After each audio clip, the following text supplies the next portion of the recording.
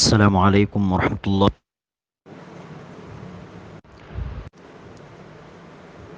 நம்முடைய அடுத்த கேள்வி, வஹ்தத்துல் வுஜூத் என்கிற கொள்கை என்றால் என்ன?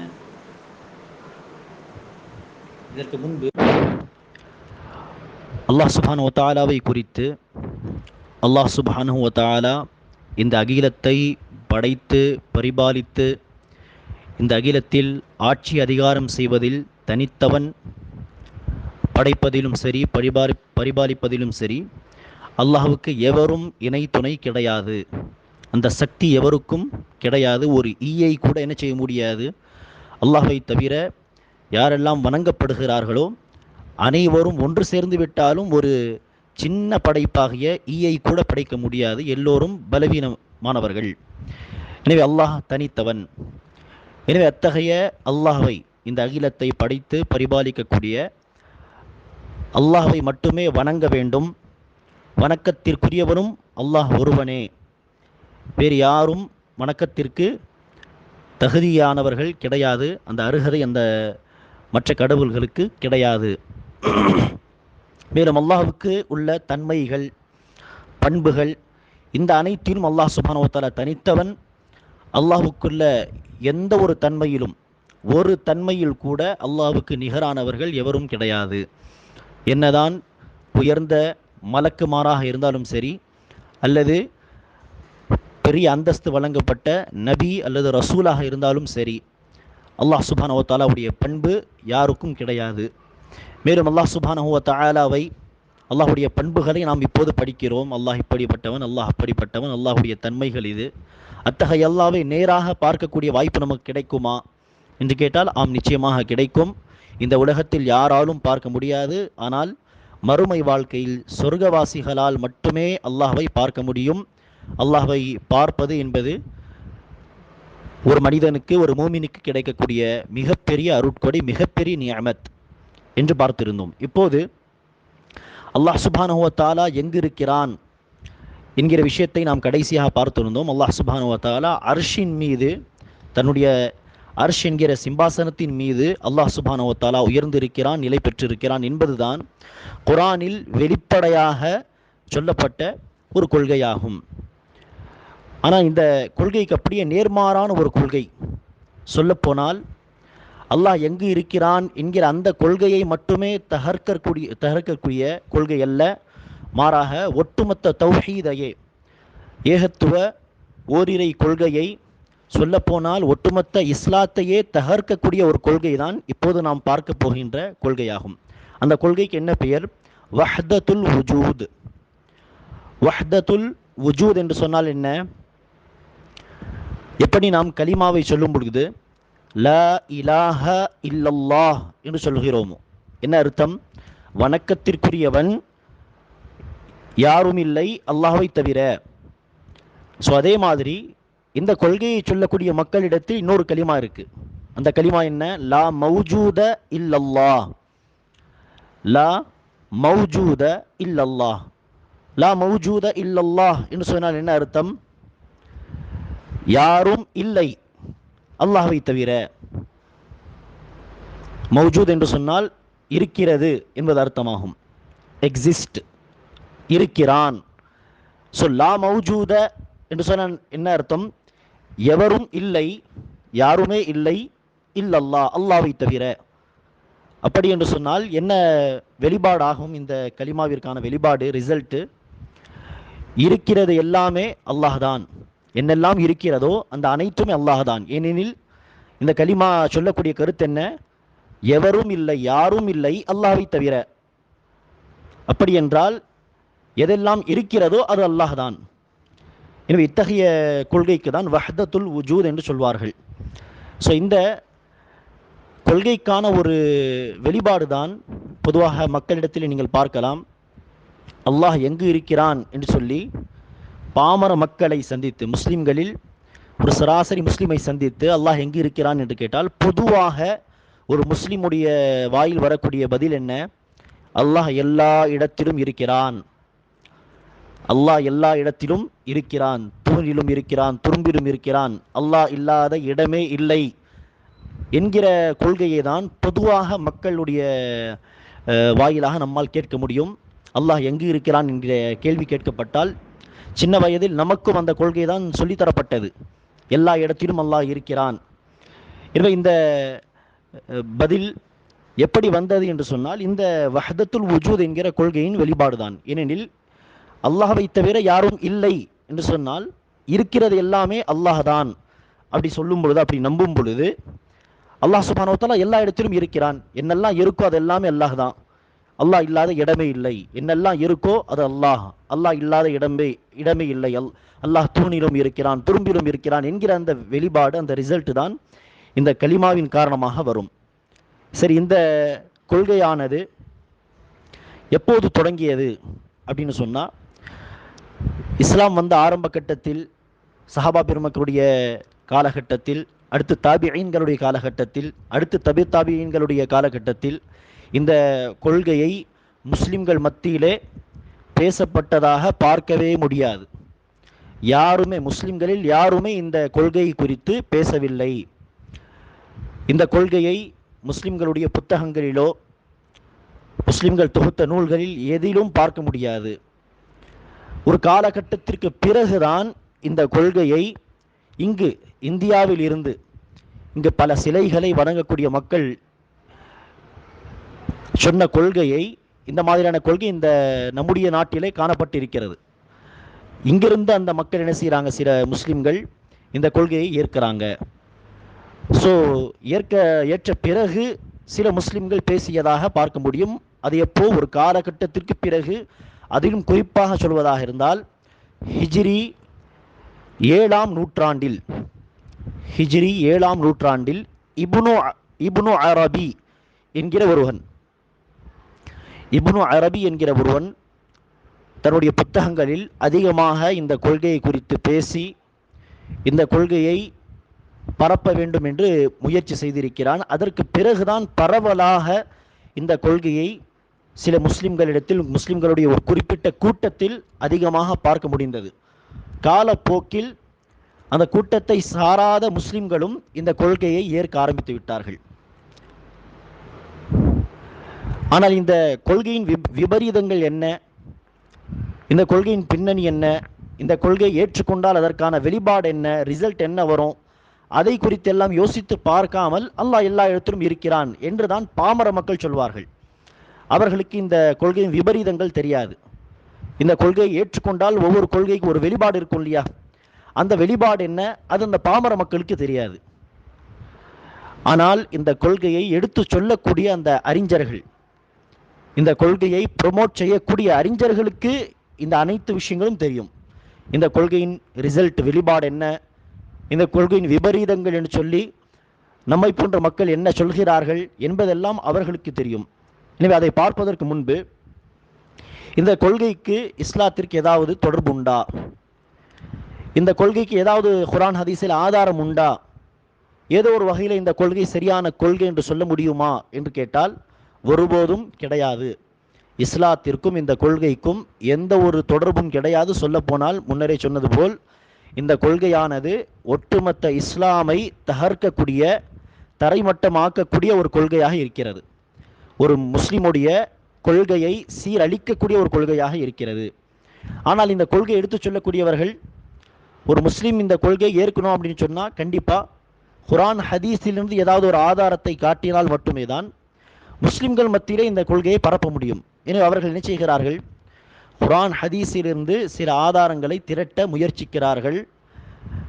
இன்னும் தெளிவாக சொல்வதாக இருந்தால் குர்ஆன் ஹதீஸிலிருந்து சில ஆதாரங்களை வளைத்து தன்னுடைய கொள்கைக்கு ஏற்றவாறு அதை ஆக்க முயற்சி செய்கிறார்கள். அத்தகைய ஆதாரங்களிலிருந்து 2 ஆதாரங்களை மட்டுமே நான் இப்போது பதிவு செய்ய விரும்புகிறேன். ஒரு ஆதாரம் என்ன, காஃப் அத்தியாயத்தின் 16ஆம் வசனம். காஃப் அத்தியாயம் 16th வசனம். அந்த வசனத்தில் அல்லாஹ் சுப்ஹானஹு வ தஆலா கூறுகிறான், வனஹ்னு அக்ரபு இலைஹி மின் ஹப்லில் வரீத். நாங்கள் ஒரு மனிதனுடைய உயிர் நாடியை விட அவனிடத்தில் நாம் நெருங்கி இருக்கிறோம் அப்படின்ட்டு அல்லாஹ் சொல்றான். எனவே இந்த வசனத்தின் அடிப்படையில் இதோ பாருங்கள், அல்லாஹ்வே சொல்கிறான், ஒவ்வொரு மனிதனுடைய உயிர் நாடியை விட அல்லாஹ் மனிதனிடத்தில் நெருங்கி இருக்கிறான். எனவே அல்லாஹ் நம்மோடு இருக்கிறான், எல்லா இடங்களிலும் இருக்கிறான் என்று இந்த வசனத்தை கொண்டு அவர்கள் இப்படி சொல்ல விரும்புகிறார்கள். இன்னொரு வசனம் முஜாதலா அத்தியாயம் முஜாதலா 7வது வசனம். அந்த வசனத்தில் அல்லாஹ் சொல்கிறான்,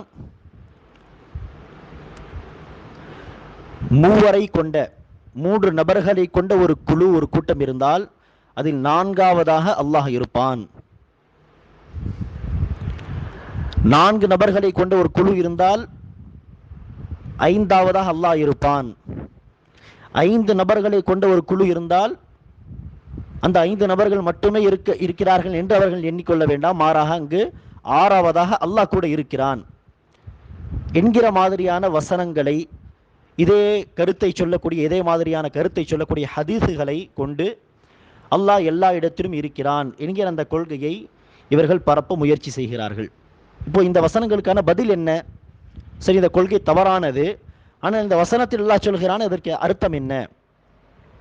முதலாவது ஒரு விஷயத்தை புரிந்து கொள்ள வேண்டும்.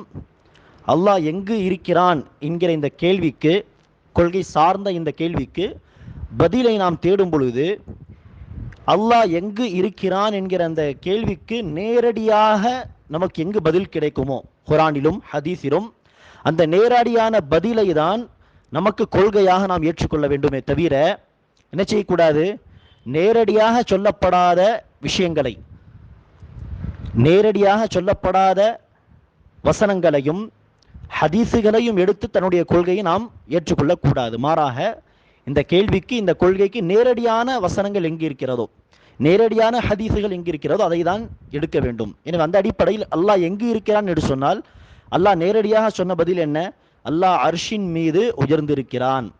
7 இடங்களில் இந்த வசனம் தெளிவாக வந்திருக்கிறது.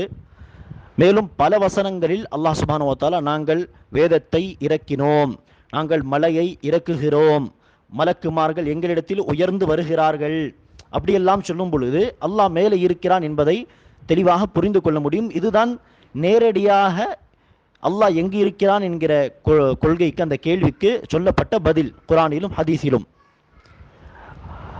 எனவே இந்த பதிலை நாம் என்ன செய்யக்கூடாது, சந்தேகத்திற்குரிய வசனங்களிலிருந்து அதற்கான பதிலை எடுக்கக்கூடாது. குர்ஆனில் தெளிவான வசனங்களும் உண்டு, சந்தேகத்திற்குரிய வசனங்களும் உண்டு. அல்லாஹ் சுப்ஹானஹு வ தஆலா 3ஆம் அத்தியாயத்தின் 7ஆம் வசனத்திலே சொல்கிறான், குர்ஆனில் தெளிவான வசனங்கள் உண்டு, அதுதான் உண்மையான குர்ஆன், அதை தான் நீங்கள் பின்பற்ற வேண்டும். சில சந்தேகத்திற்குரிய வசனங்களும் உண்டு, அதை என்ன செய்யக்கூடாது, பின்பற்றக்கூடாது. ஆனால் எவர்களுடைய உள்ளத்தில் பிரச்சனை இருக்குமோ, நோய் இருக்குமோ, அவர்கள்தான், கோணல் தனம் இருக்குமோ, அவர்கள்தான் இந்த சந்தேகத்திற்குரிய வசனங்களை பின்பற்றுவார்கள். எனவே அல்லாஹ் சுப்ஹானஹு வ தஆலா மனிதர்களை சோதிப்பதற்காக இத்தகைய வசனங்களை இறக்கி வைத்திருக்கிறான். எனவே கணித்திற்குரியவர்களே, அல்லாஹ் எங்கு இருக்கிறான் என்கிற அந்த கேள்விக்கு, அந்த கொள்கைக்கு நேரடியான பதில் என்ன? அல்லாஹ் அர்ஷின் மீது உயர்ந்துள்ளான் என்பதுதான் நேரடியாக சொல்லப்பட்ட விஷயம். நபிகள் நாயகம் ஸல்லல்லாஹு அலைஹி வஸல்லம் அவர்களிடத்தில் ஒரு பெண்மணியை ஒரு நபித்தோழர், ஒரு சஹாபி அழைத்து வருகிறார். அடிமை பெண் வந்து சொல்கிறார், யா ரசூலல்லாஹ், இந்த பெண் மூமினான, இறை நம்பிக்கை கொண்ட, இறை விசுவாசம் கொண்ட பெண்ணாக இருந்தால் நான் இப்போதே இந்த பெண்ணை விடுவித்து விடலாம், விடுதலை செய்து விடலாம் என்று நான் ஆசைப்படுகிறேன். ஆனால் மூமினாக இருக்க வேண்டும்.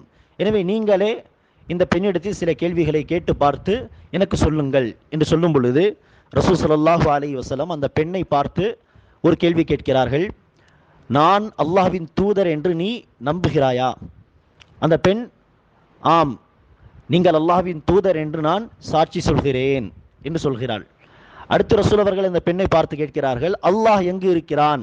அதற்கு அந்த பெண் தன்னுடைய கையை தூக்கி விரலை சுட்டி காண்பித்து வானத்தை நோக்கி, அல்லாஹ் 7 வானங்களுக்கு மேல் உயர்ந்திருக்கிறான் என்று சொல்லும் பொழுது அந்த நபித்தோழரை பார்த்து ரசூல் அவர்கள் சொல்கிறார்கள், இந்த பெண் மூமினான ஒரு பெண். எனவே நேரடியாக அல்லாஹ் எங்கு இருக்கிறான் என்கிற தெளிவான கேள்வி, அதற்கான தெளிவான பதில், அல்லாஹ் வானங்களுக்கு மேல் உயர்ந்திருக்கிறான். எனவே அல்லாஹ் எல்லா இடத்திலும் இருக்கிறான் என்கிற கொள்கைதான் சரியான கொள்கையாக இருந்திருந்தால் அந்த பெண்மணியின் பதிலை ரசூல் அவர்கள் தவறு என்று சொல்லியிருக்க வேண்டும். அல்லாஹ் எல்லா இடத்திலும் இருக்கிறான் என்று சொல்லுங்கள் என்று ரசூல் அவர்கள் சொல்லியிருக்க வேண்டும். எனவே குர்ஆனிலும் இத்தகைய ஹதீசுகளிலும் நமக்கு கொடுக்கப்பட்ட நேரடியான பதில் என்ன? அல்லாஹ் 7 வானங்களுக்கு மேல் அர்ஷின் மீதுதான் உயர்ந்துள்ளான். அங்கிருந்துதான் அல்லாஹ் சுப்ஹானஹு வ தஆலா ஒவ்வொரு நாளும் கீழே இறங்கி வருவான் தஹஜ்ஜுத் நேரத்திலே. அப்படிதான் புரிந்து கொள்ள வேண்டுமே தவிர இந்த சந்தேகத்திற்குரிய வசனங்களை கொண்டு இந்த கொள்கையை புரிந்து கொள்ளக்கூடாது. எனவே அந்த வசனங்களில் சொல்லப்பட்ட கருத்து என்ன? அல்லாஹ் சுப்ஹானஹு வ தஆலா ஒரு மனிதனை உயிர் நாடியை விட நெருங்கி இருக்கிறான், அல்லது 3 பேர் இருந்தார் ஒரு சபையில், 4வதாக அல்லாஹ் இருப்பான். இந்த வசனங்களுக்கான அர்த்தம் என்ன? பல அறிஞர்கள் சொல்லக்கூடிய பதில் என்னவென்றால், அல்லாஹ் சுப்ஹானஹு வ தஆலா ஒரு அடியானை நெருங்கி இருக்கிறான் என்று சொன்னால் அல்லாஹ்வின் உதவி நெருங்கி இருக்கிறது. 3 பேர் இருந்தால் 4வதாக அல்லாஹ் அங்கு இருப்பான் என்று சொன்னால் அங்கு அல்லாஹ்வுடைய கல்வி இருக்கிறது.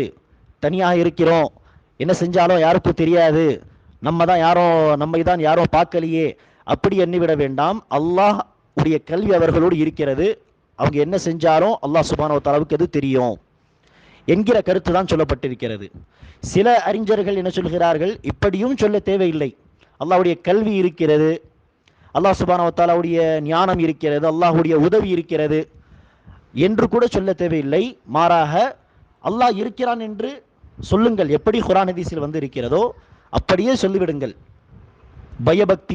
பயபக்தியான மக்களோடு அல்லாஹ் இருக்கிறான், பொறுமையாளர்களோடு அல்லாஹ் இருக்கிறான். அது எப்படி வந்து இருக்கிறதோ அதை அப்படியே சொல்லிவிடுங்கள். ஆனால் அல்லாஹ் எங்கிருக்கிறான் என்று கேள்வி கேட்கப்பட்டால் அதற்கு இது பதில் இல்லை. அதற்கு பதில் என்ன? அல்லாஹ் அர்ஷின் மீது உயர்ந்துள்ளான், அல்லாஹ் எல்லா இடங்களிலும் இருக்கிறான் என்று இந்த வசனங்களின் அடிப்படையில் சொல்லக்கூடாது. அல்லாஹ் சுப்ஹானஹு வ தஆலா அர்ஷின் மீது உயர்ந்திருப்பதோடு மூமினீன்களோடு எப்படி இருப்பான் என்று நமக்கு தெரியாது. ஆனால் அல்லாஹ் எல்லா இடத்திலும் இருக்கிறான் என்று சொல்வதற்கு நேரடியான வசனம் எதுவும் கிடையாது, எந்த ஒரு ஹதீஸும் கிடையாது. அடுத்ததாக கணித்திற்குரியவர்களே,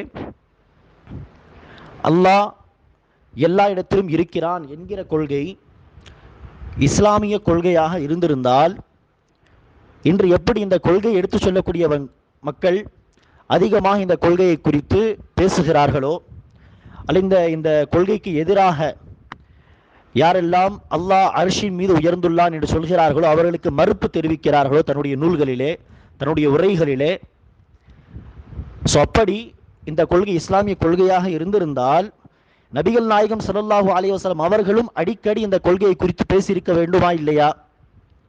இஸ்லாமிய கொள்கையை, ஏகத்துவத்தை அவ்வப்போது எடுத்து சொன்ன நபிகள் நாயகம் ஸல்லல்லாஹு அலைஹி வஸல்லம் அவர்கள் அந்த இஸ்லாமிய கொள்கையை மக்களுக்கு போதிப்பதற்காகவே தன்னுடைய வாழ்க்கையே அர்ப்பணித்த நபிகள் நாயகம் ஸல்லல்லாஹு அலைஹி வஸல்லம் அவர்கள், அதிலும் குறிப்பாக மக்காவின் 13 வருடங்கள், ஒட்டுமொத்த 13 வருடங்களை கொள்கைக்காகவே ஒதுக்கி வைத்த நபிகள் நாயகம் ஸல்லல்லாஹு அலைஹி வஸல்லம் அவர்கள் இந்த கொள்கையையும் மக்களுக்கு எடுத்து சொல்லியிருக்க வேண்டுமா இல்லையா? இந்த கொள்கையை குறித்தும் ரசூல் ஸல்லல்லாஹு அலைஹி வஸல்லம் அவர்கள் தெளிவான ஹதீஸுகள் சொல்லியிருக்க வேண்டுமா இல்லையா? ஆனால் அத்தகைய ஒரு ஹதீஸை கூட நம்மால் பார்க்க முடியாது என்று சொன்னால் என்ன அர்த்தம்? இது இஸ்லாத்திற்கும் இந்த கொள்கைக்கும் எந்த ஒரு தொடர்பும் கிடையாது. இஸ்லாமிய கொள்கையாக இருந்தால் தெளிவாக இந்த மக்கள் எப்படி தெளிவாக சொல்லுகிறார்களோ, இப்போது நாம் பார்த்த ஒரு சில வசனங்கள் தெளிவான வசனங்கள் இல்லை. இந்த கொள்கையானது அடிப்படை கொள்கையாக இருந்தால் எப்படி ஏகத்துவத்தை, தௌஹீதை குறித்து தெளிவான வசனங்களும் ஹதீஸுகளும் சொல்லப்பட்டு இருக்கிறதோ அத்தகைய தெளிவான ஆதாரங்கள் நமக்கு கிடைத்திருக்க வேண்டும். ஆனால் ரசூல் ஸல்லல்லாஹு அலைஹி வஸல்லம் அவர்களும் இத்தகைய கொள்கையை மக்களுக்கு சொல்லவில்லை. நேர்வழி பெற்ற சஹாபா பெருமக்களும் இதை குறித்து ஒரு நாளும் பேசியது கிடையாது. அப்படி இருக்க இந்த கொள்கை இஸ்லாமிய கொள்கை என்று எவ்வாறு சொல்ல முடியும்? சொல்லப்போனால் இந்த கொள்கைக்கு அப்படியே நேர்மாறாக இருக்கக்கூடிய, நேரான கொள்கையாக இருக்கக்கூடிய அல்லாஹ் அர்ஷின் மீது உயர்ந்துள்ளான் என்பதுதான் தெளிவாக சொல்லப்பட்டிருக்கிறது. இது கிடைத்திற்குரியவர்களே, இதோடு சேர்த்து நபிகள் நாயகம் ஸல்லல்லாஹு அலைஹி வஸல்லம் அவர்கள் இதை பற்றி பேசவில்லை, தெளிவான ஆதாரங்கள் இந்த கொள்கைக்கு நேர்மாறாக இருக்கிறது என்கிற காரணங்கள் போக இன்னொரு முக்கியமான காரணத்தையும் சேர்த்து கொள்ள வேண்டும் இந்த கொள்கை தவறான கொள்கை என்று சொல்வதற்கு. அந்த காரணம் என்ன? இந்த கொள்கை சரி என்று நம்பிவிட்டால் பல இஸ்லாமிய கொள்கையை, சொல்லப்போனால் ஒட்டுமொத்த இஸ்லாத்தையே அழிக்கக்கூடிய, தகர்க்கக்கூடிய கொள்கையாக இது அமைந்திருக்கிறது. அப்படி இருக்க இந்த கொள்கை எப்படி ஒரு முஸ்லீம் நம்ப முடியும்? இஸ்லாத்தையே இந்த கொள்கை அழித்து விடும் என்று சொல்லும் பொழுது அதற்கான ரிசல்ட் அதுதான். அடுத்து இன்ஷால்லா பார்ப்போம். ஸோ அப்படி இருக்க இந்த கொள்கை சரியான கொள்கை என்று எவ்வாறு சொல்ல முடியும்? எப்படி இந்த கொள்கையின் பக்கம் மக்களை அழைக்க முடியும்? இந்த கொள்கையின் விபரீதங்களை முன்வைத்து இப்னு தைமியா ரஹிமஹுல்லா சொல்கிறார், இந்த கொள்கையானது வஹ்தத்துல் வுஜூத், அல்லாஹ் எல்லா இடத்திலும் இருக்கிறான், இருக்கிறது எல்லாமே அல்லாஹ் தான் என்கிற இந்த வஹ்தத்துல் வுஜூத் என்கிற கொள்கை யூதர்களின் கொள்கையை விட மோசமானது, கிறிஸ்தவர்களின் கொள்கையை விட மோசமானது. இது பல கடவுள்கள் என்று சொல்லி பல சிலைகளை வணங்கி வழிபடக்கூடிய ஹனாதிகா, அதாவது ஹிந்துஸ், இந்தியாவில் இருக்கக்கூடிய ஹனாதிகாவின் கொள்கையை விட மோசமானது என்று இப்னு தைமியா சொல்கிறார். எதற்காக இப்படி சொல்றாங்க அப்படின்னு சொன்னா, யூதர்களுடைய கொள்கையில காணப்படக்கூடிய மிகப்பெரிய வழிகேடு என்ன? உசைர் என்கிற நபிய அல்லாவின் பிள்ளை அப்படின்னு சொன்னாங்க. ஸோ அல்லாஹுக்கு உசைரை இணையாக துணையாக ஆக்கினார்கள். ஒருவரை அல்லாஹுக்கு இணையாக்கினார்கள். அதை தாண்டி கிறிஸ்தவர்கள் செய்த தவறு என்ன?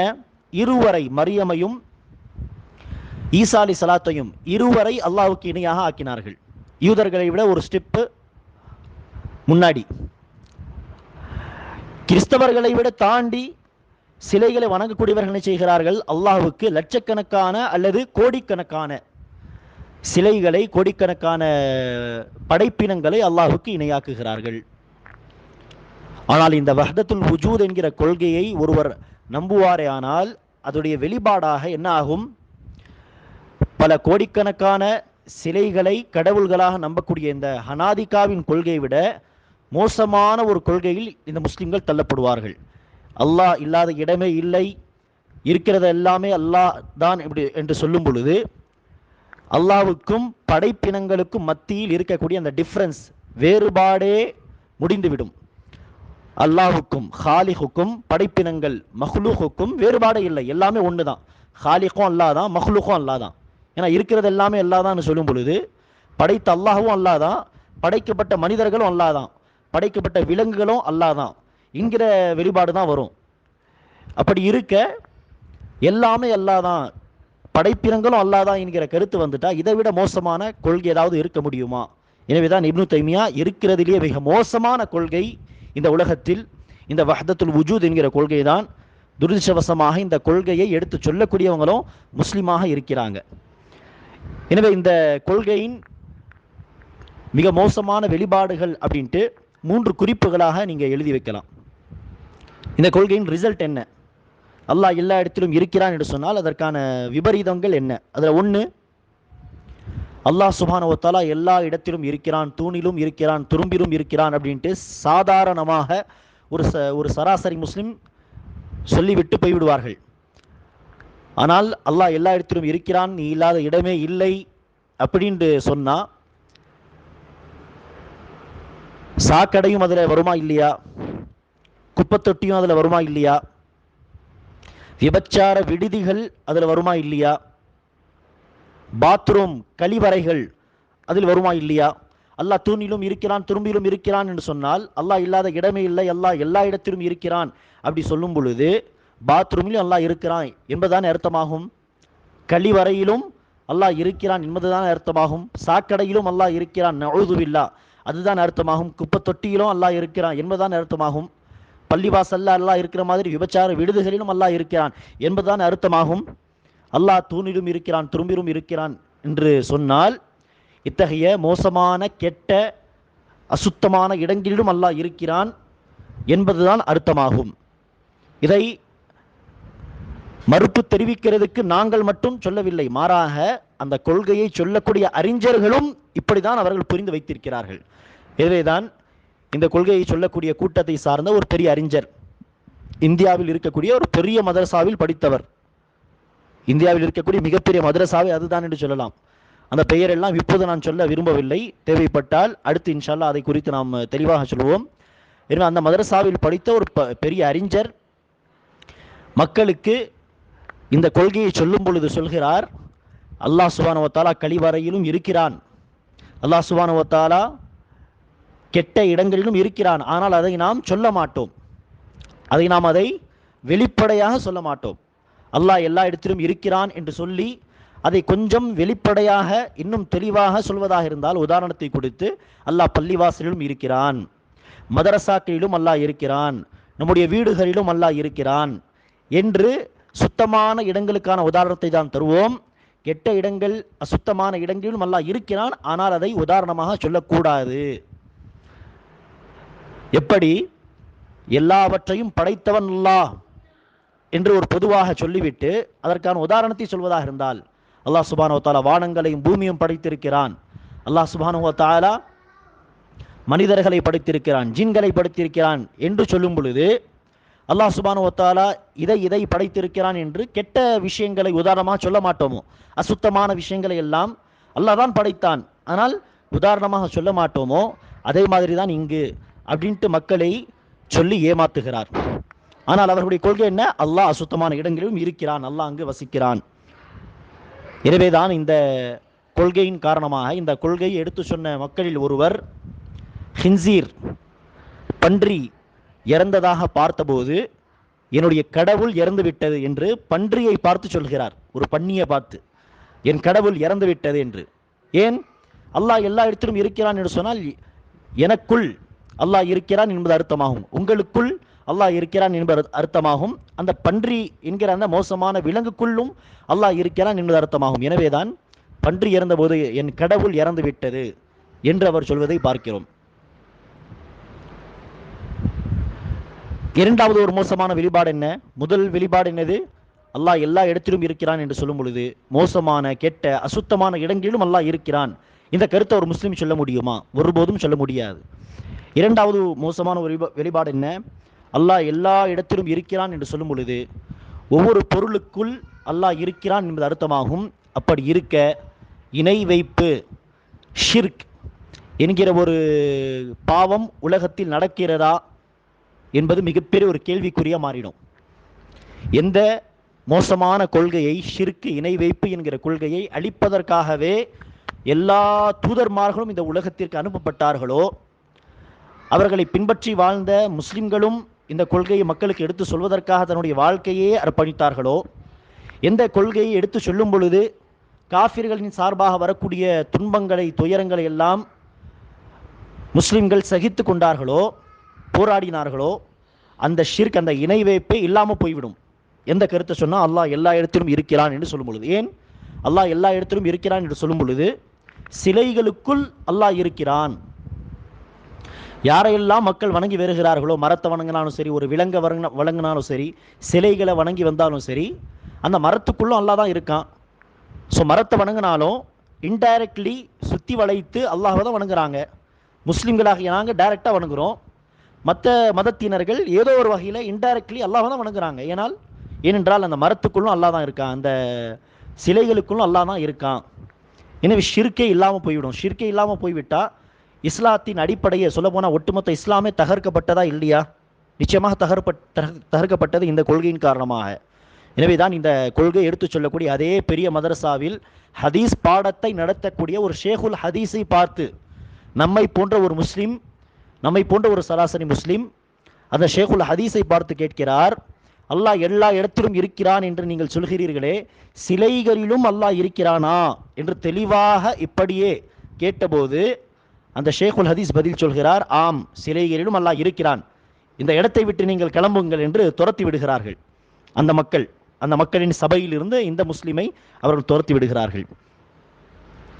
மேலும் கண்ணியத்திற்குரியவர்களே, இந்த கொள்கை எடுத்து சொன்ன மக்களில் ஒருவர் தன்னுடைய கவிதையில் சொல்கிறார், பள்ளிவாசலில் வணங்கக்கூடியவனும் சரி, கனீசா அதாவது சர்ச்சில் உட்கார்ந்து ஈசாவை, மரியமை வணங்கக்கூடியவனும் சரி, இருவரும் சமம்.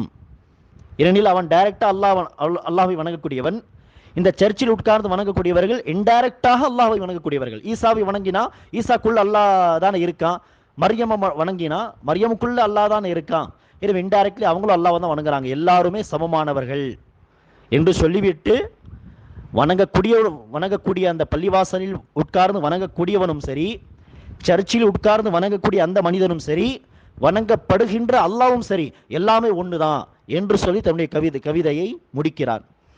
இது எந்த அளவிற்கு மோசமான ஒரு கொள்கை என்பதை சிந்தித்து பார்த்து புரிந்து கொள்ள வேண்டிய கடமை நம் மீது இருக்கிறது. இறுதியாக மூன்றாவது ஒரு மோசமான வெளிப்பாடு என்ன? இருக்கிறது எல்லாமே அல்லா தான், அல்லாவை தவிர எதுவும் இல்லை அப்படின்ட்டு ஒரு கலிமா அவங்க சொல்லுவாங்கன்னு சொன்னோம் இல்லையா? அந்த கலிமாவை அடிப்படையாக வைத்து யோசித்து பாருங்கள். நாம் இந்த உலகத்தில் பல நற்செயல்கள் செய்யப்படுவதாக பார்க்கிறோம். இந்த உலகத்தில் தான தர்மங்களும் உண்டு, தொழுகையும் உண்டு, ஜகாத்தும் உண்டு, ஹஜ்ஜும் உண்டு, உம்ராவும் உண்டு, திக்ரும் உண்டு. இந்த உலகத்தில் மனிதர்கள் பிரார்த்தனை செய்யும் பொழுது பிரார்த்தனையும் இந்த உலகத்தில் இருக்கிறது. பிரார்த்தனை என்கிற வணக்கம் இருக்கிறது, திக்ர் என்கிற வணக்கம் இருக்கிறது, குர்பானி என்கிற வணக்கம் இருக்கிறது. எப்படி பல நற்செயல்கள் இந்த உலகத்தில் இருக்கிறதோ, காணப்படுகிறதோ, அதே போல்தானே பல தீமையான பாவத்திற்குரிய விஷயங்களும் காணப்படுகிறது, இந்த உலகத்தில் இருக்கிறது. உதாரணத்திற்கு விபச்சாரம் இந்த உலகத்தில் இருக்கிறது, குடி பழக்கம் உலகத்தில் இருக்கிறது, கொலை இருக்கிறது, கொள்ளை இருக்கிறது, திருட்டு இருக்கிறது, ஷிர்க் இருக்கிறது. ஸோ பாவங்களும் இந்த உலகத்தில் இருக்கிறது, நன்மையான காரியங்களும் இருக்கிறது. இருக்கிறது எல்லாமே அல்லாதான், அல்லாவை தவிர எதுவும் இல்லை என்று சொன்னால் ஷிர்க்கு செய்கிறதும் ஒன்று தான், தௌஹீதில் இருக்கிறதும் ஒன்று தான். ஏன்னா எல்லாமே அல்லாதான். கணவன் மனைவி ஒன்று சேர்றதும் ஒன்று தான், விபச்சாரத்தில் ஈடுபடுறதும் ஒன்று தான். ஏன்னா அல்லாவை தவிர எதுவும் இல்லை, இருக்கிறது எல்லாமே அல்லாதான். ஸோ அந்த ஹலாலான முறையில் ஒன்று சேருவதும் ஒன்று, விபச்சாரத்தின் வழியாக ஒன்று சேர்றதும் ஒன்று, பொய் சொல்கிறதும் ஒன்று, உண்மை உரைப்பதும் ஒன்று, எல்லாமே ஒன்று. அப்படி இருக்க எதுக்கு தான் இந்த மார்க்கம் இதை செய்யணும், இதை செய்யக்கூடாதுன்னு அல்லாஹ் சுப்ஹானஹு வ தஆலா நபிமார்களை அனுப்பி நமக்கு இந்த விஷயங்களை எல்லாம் போதித்து ஏதாவது ஒரு பயன் இருக்கிறதா என்று சொன்னால் ஒன்றுமே இல்லை. எனவே தான் சொன்னோம், ஒட்டுமொத்த இஸ்லாத்தை தகர்க்கக்கூடிய ஒரு மோசமான கொள்கை, இதைவிட மோசமான கொள்கையே கிடையாது இந்த உலகத்தில். இப்னு தைமியா ரஹிமத்துல்லாஹ் அவங்க சொன்ன மாதிரி. எனவே தான் இந்த கொள்கை எடுத்து சொல்லக்கூடிய மக்கள் ஆடுவாங்க, பாடுவாங்க, டான்ஸ் பண்ணுவாங்க, மியூசிக் பயன்படுத்துவாங்க. ஆனால் என்ன சொல்லுவாங்க, நாங்கள் அல்லாஹ்வை வணங்குறோம். எனவே தொழுகையும் ஒன்று தான், அந்த மியூசிக்கை வச்சு டான்ஸ் பண்ணுறது ஒன்று தான், இரண்டுமே இபாதத்து தான். தொழுதையை அல்லாஹ்வை எப்படி நாங்கள் வணங்குறோமோ அவங்க என்ன செய்கிறாங்க, டான்ஸ் செஞ்சு ஆடி பாடி என்ன செய்கிறாங்க, அல்லாஹ் வணங்குறாங்க. ஏன்? ஏன்னா இருக்கிறது எல்லாமே ஒன்று, தொழுகையும் ஒன்று, டான்ஸ் பண்ணுறது ஒன்று, என்ன செஞ்சாலும் இபாதத்து தான் என்கிற அந்த கான்செப்டின் காரணமாக, அந்த கோட்பாடின் காரணமாக தான் இத்தகைய விஷயங்கள் எல்லாம் அவர்கள் செய்து அதை இபாதத் என்று சொல்வதை பார்க்கிறோம். அந்த கொள்கையை எடுத்து சொல்லக்கூடிய மக்கள் என்ன சொல்வார்கள், ஒரு ஷேக், உங்களுடைய ஷேக், உங்களுடைய ஆசிரியர், அவர் ஒரு தவறை செய்வதாக கண்டாலும் நீங்கள் தட்டி கேட்கக்கூடாது. என்ன ஷேக் இப்படி செய்கிறீங்க அப்படின்ட்டு நீங்கள் கேட்டுவிடக்கூடாது. ஏன்னு சொன்னால் அது உங்களுடைய பார்வையில் ஒரு தவறு, ஒரு தீமை. ஆனால் அது ஷேக்குக்காக அது என்ன இல்லை, தவறு, ஒரு பாவம் கிடையாது. எனவே உடனே ஒரு தவறு செய்வதாக நீங்கள் பார்த்து என்ன ஷேக் இப்படி தப்பு செய்கிறீங்க என்று கேட்டுவிடக்கூடாது. அவர்கள் இபாதத்தில் இருக்கிறார் என்று தெளிவாக அந்த மக்கள் சொல்கிறார்கள். எனவே வாய்ப்பு கிடைத்தால் அடுத்த ஒரு கோர்ஸில் இன்ஷா அல்லாஹ் இன்னும் தெளிவாக இந்த கொள்கை விஷயங்களை பார்க்கும் பொழுது அதற்கான தெளிவான ஆதாரங்களோடு நாம் உங்களுக்கு இந்த விஷயங்களை சொல்வோம். எனவே இந்த கொள்கை எந்த அளவிற்கு பயங்கரமானது என்பதை புரிந்து கொண்டு, அல்லாஹ் எல்லா இடத்திலும் இருக்கிறான் என்று சாதாரணமாக சொல்லிவிட்டால் அதில் என்ன பிரச்சனை இருக்கிறது என்று யோசிக்க வேண்டாம். இந்த கொள்கைக்கு பின்னால் இத்தகைய விபரீதங்கள் இருக்கு, இது மோசமான ஒரு கொள்கை. இந்த மோசமான விஷயங்களை அந்த கொள்கையை சொல்லக்கூடிய அறிஞர்களும் அறிந்தவர்களாக தான் இருக்கிறார்கள் என்பதை புரிந்து கொண்டு இதை தவிர்த்து குர்ஆன் ஹதீஸில் தெளிவாக என்ன சொல்லப்பட்டிருக்கிறதோ அதை பின்பற்றக்கூடிய மக்களாக நாம் இருக்க வேண்டும். அல்லாஹ் சுப்ஹானஹு வ தஆலா முஸ்லிம்கள் அனைவரையும் இத்தகைய மோசமான கொள்கைகளிலிருந்து பாதுகாத்து அருள் புரிவானாக. ஆமீன்.